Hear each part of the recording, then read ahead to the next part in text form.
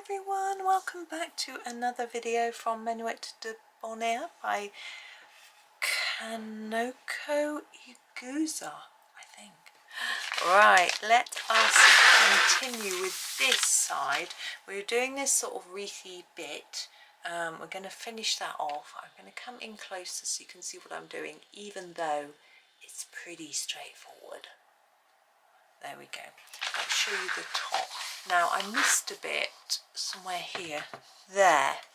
So I'm just going to do that bit there on that side, like that.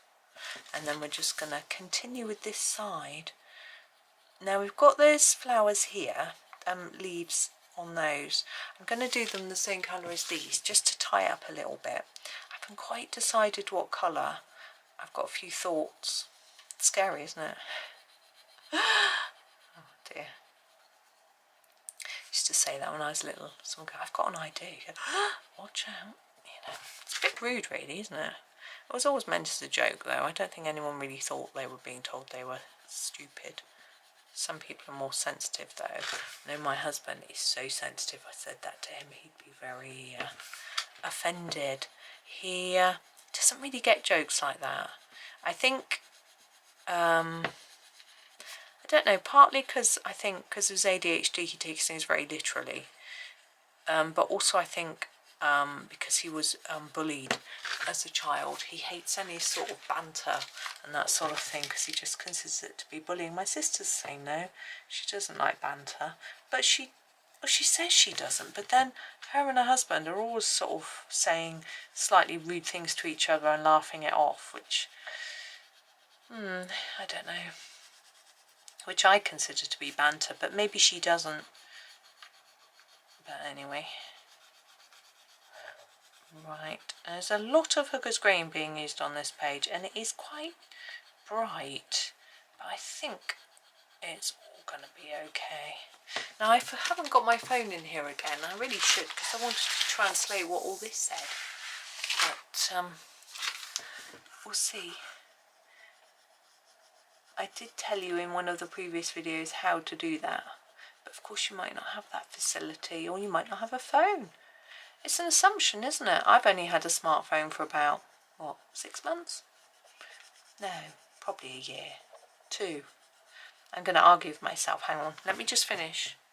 Yeah, now I've finished in my head. No, I got it before the boy started uni, so I think I must have had it 2 years. I probably had it for my birthday, the year they started uni, probably, I'm guessing. So it would have been in the May. My birthday present arrived today from my husband. Whee! I ordered it. I sort of thought I could send him the link and ask him to order it, but you know, I've got it right open right here on my computer. Why don't I just order it? So I did, and it got delayed. I mean, it doesn't matter because it's ages till my birthday, but it got delayed along the way, and it was very weird. It went to, we sort of got a main sorting office in our nearest city, so it got to there, and then it got sent to a town near here, but not my town, and then it got sent back to that city sorting office again before being sent out again to here. So it went on quite the journey, and it said, I got the message saying it was going to be delivered today, and I didn't really believe it because it had gone back and forth so long, and it was supposed to be a 48-hour delivery guarantee one, but I thought it's just not going to get here on time for when they said, and I thought, well, it doesn't matter because I know it's not lost, so it's going to be fine. It'll probably just come on Monday, and I'll probably just have to make sure I'm in. My husband's going to a funeral on Monday, so I'd have to make sure I was in. But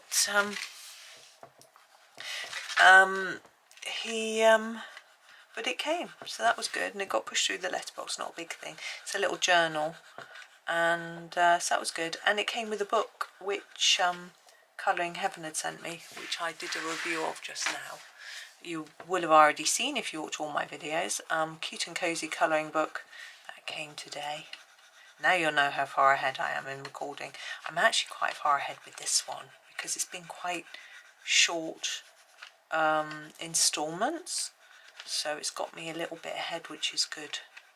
I've also done a bit of cheating on my socials, where normally on my socials I do a picture every day at midnight of something that I coloured.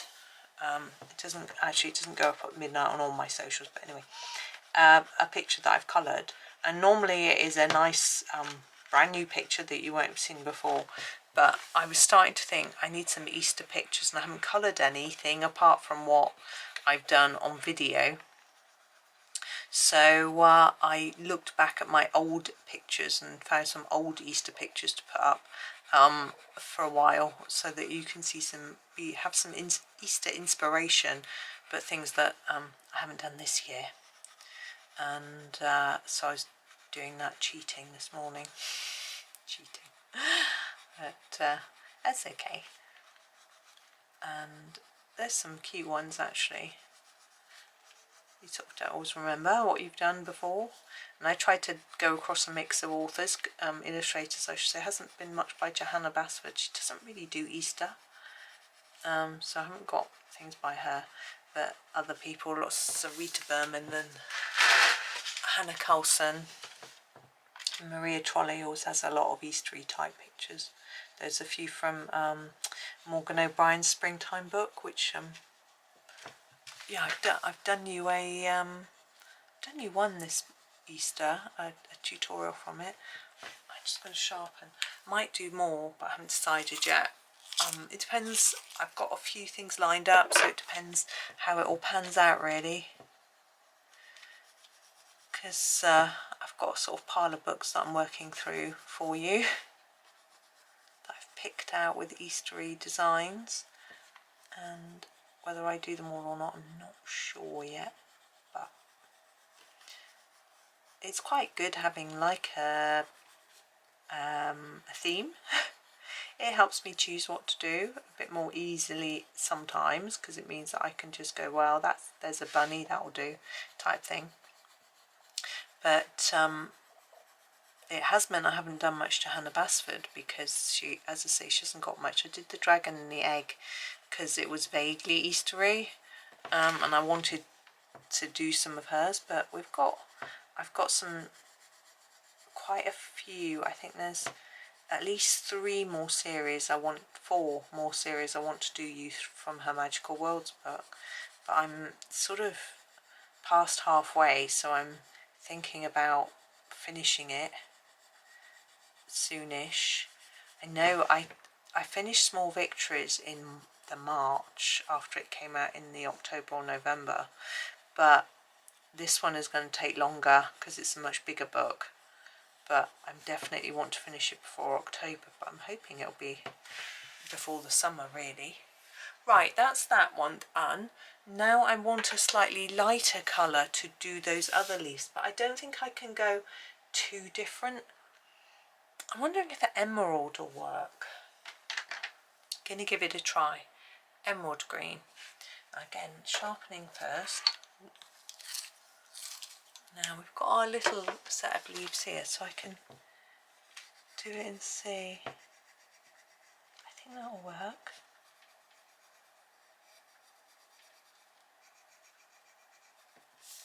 You see these now. So we've got this one here. There we go. And then this one here, look, on the rabbit. This one's a little harder to see. I think I've actually coloured rabbit colour over some of it, but it's okay. I'll just use quite a hard solid colour so that it shows up. Yeah, I think that's fine. Ooh, and then got a couple there. Now you could try to do some shading, do a few different colours in these leaves, but they're so small. I think it's easier just to block it in, not to worry too much, you know, about getting different shades in. I don't really know that you would notice unless you inspected it really closely. And who's going to be doing that? So I think it's fine just to keep it light, loose and fun. Now we've got this little bit in the middle. I'll just pull you down into the middle so you can see. So again, I'm just going to block it in. Nothing fancy.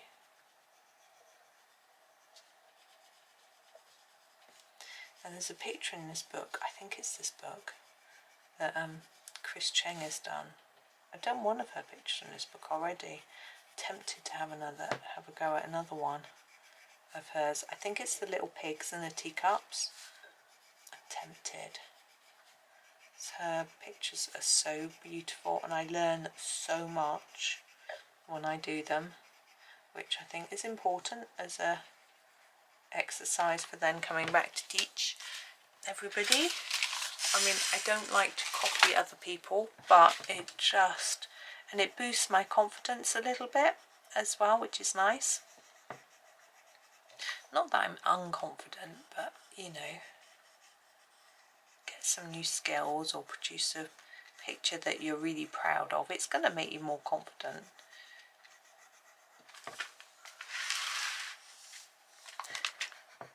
Alright, I'm thinking hard about what I'm doing for my background,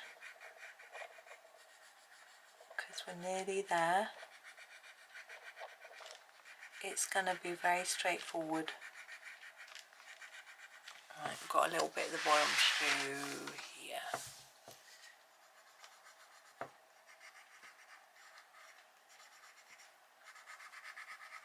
There we go. Now I'm just going to look carefully and make sure I think I've done everything. Okay, now I need to zoom out as far as I can. I'm hoping I can fit both pages in shot. Yeah, there we go. Oh, maybe I'm gonna, that's the maximum I can come out. I think we're just about there. Now we're going to be using some pastels. I use Mungyo soft pastels. It doesn't matter what brand you use because these don't have names or anything, so I can't tell you what colour I'm using. But I'm just going to pop it on here so you can see. So I've got a very, very lacking of yellow, and what I was planning on doing was doing like a lemon yellow background. So this is my lightest yellow here. I'm going to use that first for the background, and then I'm going to use a few other colours as well.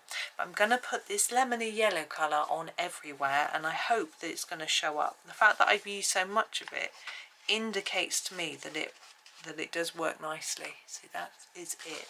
So I'm just going to, now when you're doing a background in pastels, make sure that you hold down your page so that it doesn't, because if you're doing it like me, like this, and applying it with a cloth, you need to make sure that you don't accidentally rip your page or anything scary like that. That I just realised that should be another leaf, but I'm not going to go in there now. So yeah, so if I go like this on this corner hard, I might end up tearing or buckling the page. Thick paper like this isn't quite so sensitive, but you do need to just be aware and be a little bit careful. Now, also around here, look, I don't want to get yellow inside my eggshells, so I need to be a bit careful. You could use a smaller implement to apply it. A cotton bud is good. I have got some actually, but I haven't brought any in here. Sorry for the noise. That's this piece of paper here that's behind the page.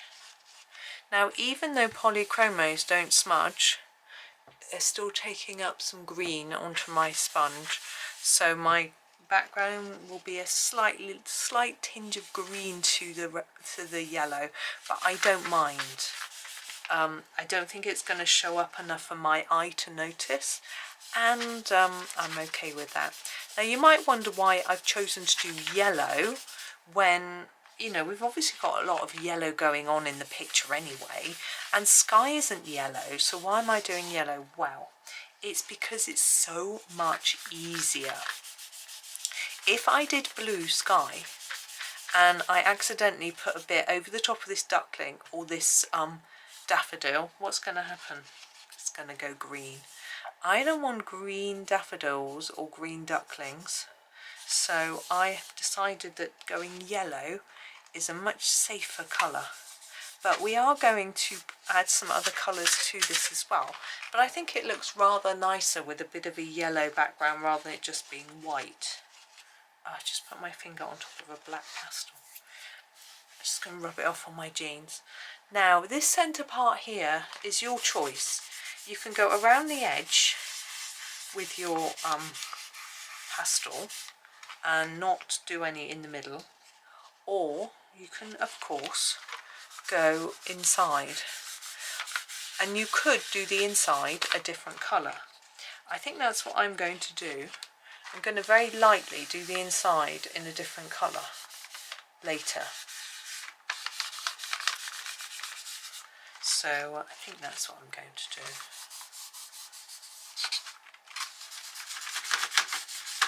Now I am leaning on my pencils, which isn't... just need to put my pencils away.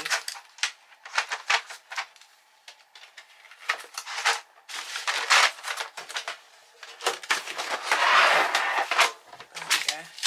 That's better. So trying to rub pastel when your page is sitting on it in a pencil, quite difficult. There's better. I'm still very green, but again, still not worried. I think it's getting greener as I'm going around. Look. There we go. So that is a sort of basic, oh, went over the cat then, a basic background. Now my next stop is the ground. So we've got this area here, looks like it's the ground. It's quite, I'm sorry it's so dark. And I'm going to use a slightly darker colour, a more brownish colour to do that. So I'm going to go on top of the yellow and put some sort of brownish bits to look a bit like we've got some dirt going on here. I'm going to be careful because I don't want it mixing in with my eggs or my chicks or my flowers, but just a little bit here and there. It just looks a little bit darker, a little bit browner, like there's a bit of ground there.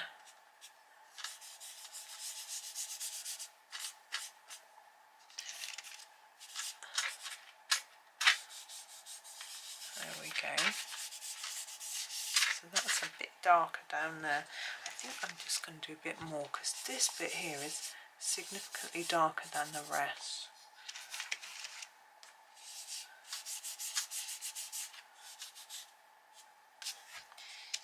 Now, where else? What else are we going to do that's a little bit different in certain places? There we go. So almost helps the picture look like this bit is slightly different to the skyy bit, even though the sky bit is yellow, which is, as we said, not really a realistic sky colour. There we go. Now, what I might do is do a bit of a darker colour around the edge at the top here, and I'm going to use this sort of goldish colour. Looks really bright orange in the camera, it's not. So I'm just going to put a bit down the side there, like that, and across the top. My elbow.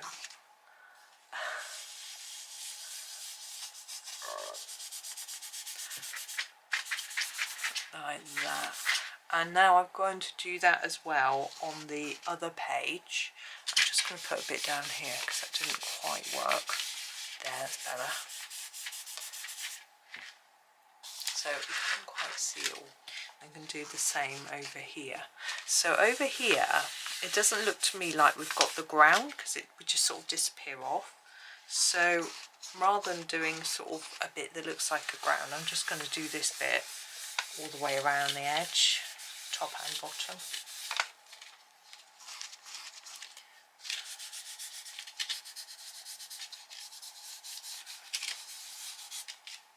And if I think it needs it, I can put a bit of the ground colour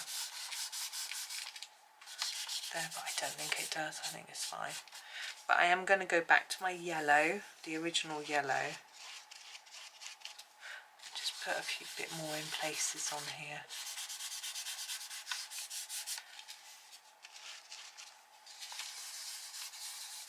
Just where it's slightly missing, a bit pale or whatever. Just looking at it in a bit more detail over on this side now. I'm wanting to sort of blend it a bit into that slightly darker colour as well. It's still got quite a big greeny tinge going on, but that's the same on both sides. And I'm happy with that. Oh, my family are back. We're just going to do the centre of this, although I really think it looks quite nice in white, so I think I'm going to actually leave it white.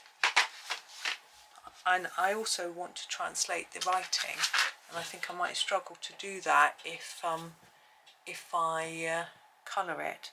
So there is our completed page. I'm going to just bring that into the middle because I want to take a photo of just that side. There we go. Well, thank you very much for watching. Hope that you have a really super day and happy colouring.